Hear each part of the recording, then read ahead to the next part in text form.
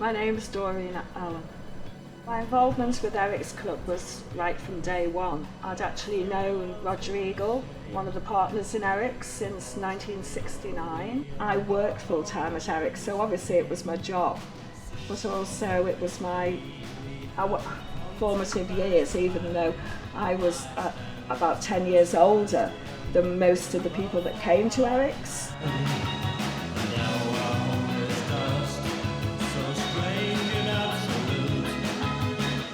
I'm Keith Mullen. I'm a local, and I've been in a local bank called The Farm for many moons. It was a significant representation of the time, not just for punks, but for all those other disparate groups, you know. Eric's wasn't only a punk club, you know, it was just anything that was new. Open like the office, the club in the daytime, to do membership cards and to sell posters and badges. Everybody formed down there. People that, like McCulloch always used to be hanging around, Pete Wiley. What we were, and what I think people had in common, was a mentality. Bands like the Bunnymen formed, you know, early on. And if it wasn't for Eric's, they wouldn't have, you know, there'd be no Bunnymen, there'd be no Teardrop Explodes. I mean, there was a lot of significant people in the city that really, like Jane Casey and Roger Eagle and Pete Folwell and people like that made that club what it is, you know.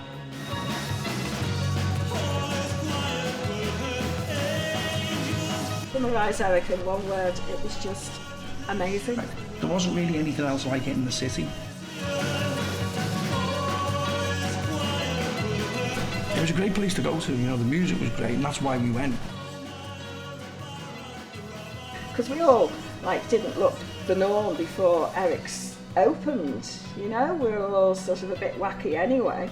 And, but Eric's gave us a club to go to, you know, the way we looked fashion-wise, it was the whole caboodle really, Eric's. And you'd be there with a lot of sort of mods type looking people and punks and some skinheads, and you would always have your group of casuals, or what became casuals. It was called smoothie at the time. It allowed you to express yourself in a way that you wouldn't otherwise have. You know, it gave you a sense of freedom. But those times and that culture defined me, I suppose. They have. And they really defined who I am and what I am. But we all went on to do great things. That little core of regulars at Eric's just wanted something that was, well, not glam, just a normal sort of name. I didn't know that we would be part of something that would permeate through the years. You know, us Eric's people, we all did things with our lives afterwards. I mean, I ended up owning my own nightclub, which was called Planet X, and probably without my grounding at Eric's to see really how not to run a club, because Eric's only stayed open for 3-4 years. Closed in the 80s, in 1980 I think. It was synonymous with actually a lot of bands, and it only existed for a short period of time. They closed it down supposedly because of the similar, you know, because of, you know, violence and drugs and those type of things. The council closed it down. What the police did to the club, I mean, they ripped the club apart. It was awful.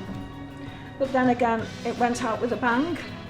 So it was awful. It was terrible to see what the police did to people and did to the club.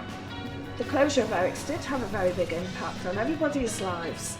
A lot of people actually moved away from Liverpool, moved down to London, who were involved in Eric's. I said one word really. I suppose it was just a wonderful mix of, you know, culture and ideology, you know, which at the time you didn't necessarily recognise. It's only later in life you start to look at these things and think, you know, that was an amazing time.